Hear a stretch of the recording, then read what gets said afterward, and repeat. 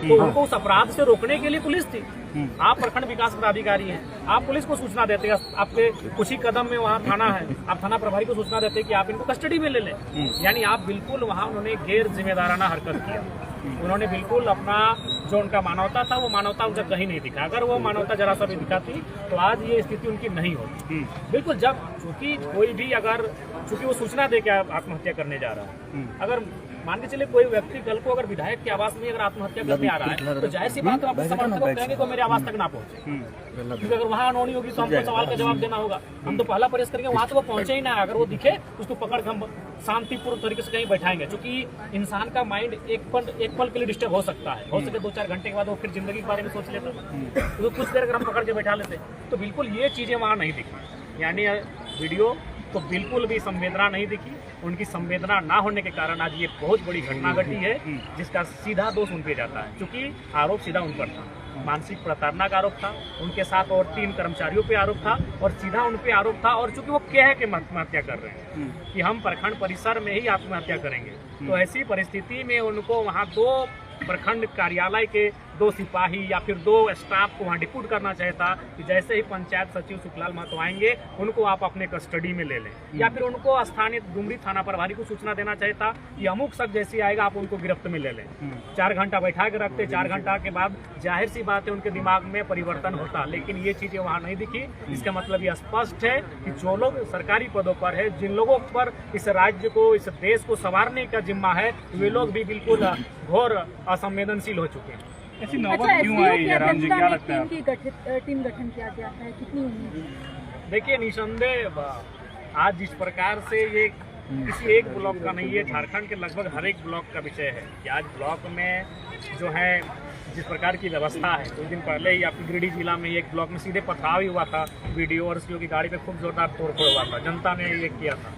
तो ये चीज़ें स्पष्ट कर रही हैं कि आज सरकार को, मैंने विधानसभा का जो बजट सत्र था उसमें भी मैंने कहा था कि जनता आपके बजट को नहीं समझ रही है कि आप कितना बजट दे रहे हैं, क्या नियम यहाँ बैठ के बना रहे हैं, कारा के लिए नियम बना रहे हैं या शिक्षा के लिए या स्वास्थ्य के लिए। जनता थाना को समझती है, जनता ब्लॉक को समझती है, जनता अंचल को समझती है। वहाँ अगर आप करप्शन को दूर कर लेते हैं, वहाँ अगर आप रिश्वत और घूसखोरी को दूर कर लेते हैं तो झारखंड को जनता स्वर्ग मानेगी। और मैंने चेताया भी था बजट सत्र के दौरान, लेकिन आज सरकार निरंकुश है, ब्लॉक में वो निरंकुश है, आज थाना पे निरंकुश है, आज वो अंचल पे निरंकुश है। उसी का कारण है कि इस प्रकार की घटनाएं घट रही हैं। और निसंदेह मैं तो स्पष्ट कहता हूँ, अब यहाँ से जाने के बाद मैं व्यक्तिगत तौर पर मैं जो जितने भी मेरे विधानसभा के अंतर्गत प्रखंड है उनमें जितने भी स्टाफ कार्यरत हैं, मैं उनके सब तमाम कुंडली को खंगालूंगा। और जिनमें भी हमें जरा भी संदेह होगा आय से अधिक संपत्ति का, जिनमें हमें जरा सा भी संदेह होगा कि उन्होंने गलत तरीके से कुछ धनराशि जमा किया है, हम फौरन, जिस प्रकार हमने माननीय मंत्री महोदय को पत्र लिखा है, हम एसीबी को पत्र लिख कर उन पर कार्रवाई करने, उन पर जांच करने के लिए हम कहेंगे। जयराम जी, कौन सा मामला को लेकर उन्हें प्रताड़ित किया जाता है, स्पेसिफिक हुआ है? हमने थोड़ा सा, चूंकि हम भी आउट ऑफ स्टेट थे और हम सुबह ही आए हैं, तो जब हम आके जांच पड़ताल किए, मैंने जानने का प्रयास किया कि क्या मसला है, तो सामने आया चूंकि वह पंचायत सचिव हैं, तो जो अबुआ आवास है, इंदिरा आवास है, प्रधानमंत्री आवास है, उन पर वो देख रेख करते हैं। तो बगल के जो रोजगार सेवक हैं और उस जो जिस पंचायत में थे वहाँ के जो मुखिया हैं पति, उनका शायद कोई संबंध था, वो दबाव बना रहे थे किसी मतलब ऐसे व्यक्ति को आवास देने के लिए जिनका शायद अच्छा खासा 4 या 6 कमरा है। तो ये बुजुर्ग आदमी लोग थोड़ा सा पैसे, लोभ का लालच बहुत कम करते हैं। इन्होंने स्पष्ट कह दिया कि ये प्रोटोकॉल का उल्लंघन है, उनका अच्छा खासा इनकम होता है, उनके पास ऑलरेडी पहले से आवास है। इस तरह के मामले आए और चूंकि एक मामला सामने जो आ रहा है, ये आ रहा है कि वहाँ पर मतलब प्रखंड के लोग जो डाटा ऑपरेटर अपना बैठा के रखे हैं, वीडियो सीओ, उन लोग क्या करता है कि इनडायरेक्ट रूप से एक उगाही करने का वो लोग काम करते हैं। तो उसमें इनको शायद प्रेशर बनाया जा रहा था, जैसा हमें सूचना मिली है। उसके बाद हमने तो स्पष्ट भाई जांच करने के लिए विभागीय मंत्री से बात किया है, उनसे टेलीफोनिक भी बात हुई है, उनसे निसंदेह अब देखते हैं, दूध का दूध और पानी का पानी होगा। लेकिन आज कम से कम लोकतांत्रिक मूल्यों को अगर बचा के रखना है तो कम से कम थाना, ब्लॉक, इन पर आम जनता की आस्था बनी रहे, उसके लिए अगर ब्लॉक परिसर में इतनी बड़ी घटना घटी है तो उस पर त्वरित कार्रवाई करनी चाहिए, जांच करनी चाहिए और एक निष्कर्ष पे आना चाहिए। मुख्यमंत्री को भी पत्र लिखेंगे आप?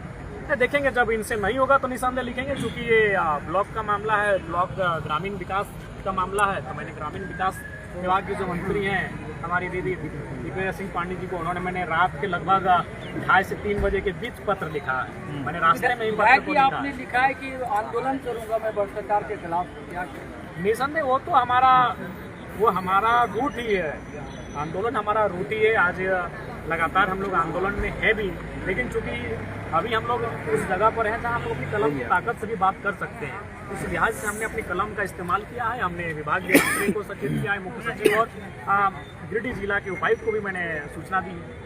जयराम जी, आप कहते हैं कि भ्रष्टाचार और कमियां काफी है, लेकिन जब इसको उजागर करने के लिए सरकारी अस्पतालों में पत्रकार जाते हैं तो मंत्री द्वारा, स्वास्थ्य मंत्री द्वारा फरमान जारी किया जाता है कि सरकारी अस्पतालों में ये पत्रकारों को घुसने नहीं दिया जाए। उनको तो जो अगर सरकारी अस्पतालों में या फिर कहीं भी सरकारी सिस्टम में अगर कोई पत्रकार या फिर कोई सोशल मीडिया ने जिनका है, जो सामाजिक चीजों को दिखाते हैं, तो उनको उनका शुक्रिया करना चाहिए। सरकार को अपने आलोचकों का शुक्रिया करना चाहिए कि वो आलोचक उनकी आलोचनाएं वहां करती हैं जहां खामियां हैं, और उनको उनकी खामियों को दुरुस्त करना चाहिए। तो मैं तो बार बार कहता हूँ, आलोचक आपके सबसे बड़े मित्र हैं, तो अगर मीडिया उनकी आलोचना करके उनकी खामियों को दिखा रही है तो उन्हें उनकी सराहना करनी चाहिए और अपनी खामियों को दुरुस्त करनी चाहिए। इरफान अंसारी ऐसा कहते हैं, इरफान अंसारी भी जानते हैं, वो बड़े बोलने हैं, बोलकर ही मशहूर है, और बिल्कुल निसंदेह उन्हें अगर उन्होंने ऐसा कहा है तो ये दुर्भाग्यपूर्ण है। झारखंड का स्वास्थ्य जो स्थिति है मौजूदा समय में, आपको क्या लगता है अभी जो इलाज चल रहा है, खास करके रिम्स की बात कर ले या फिर और जो सरकारी अस्पताल है, वो वाकई जो है खुद इलाज की जरूरत हो? जी निसंदेह, मैंने बार बार कहा है कि रिम्स का वजन काफ़ी ज़्यादा हो चुका है। आज दूसरा रिम्स नहीं, हमें लगता है कि कम से कम प्रत्येक प्रमंडल में प्रयास होना चाहिए रिम्स जैसा अस्पताल हो, और जहां उपकरण ठीक ठाक हो, जहां फैसिलिटीज ठीक ठाक हो, और डॉक्टरों की संख्या ठीक ठाक हो, और उनकी लगन और तत्परता ठीक ठाक हो। आप अकेले हर जगह कैसे देखेंगे विधायक जी? ये तो आपका भी कहना है, आपका, लेकिन प्रयास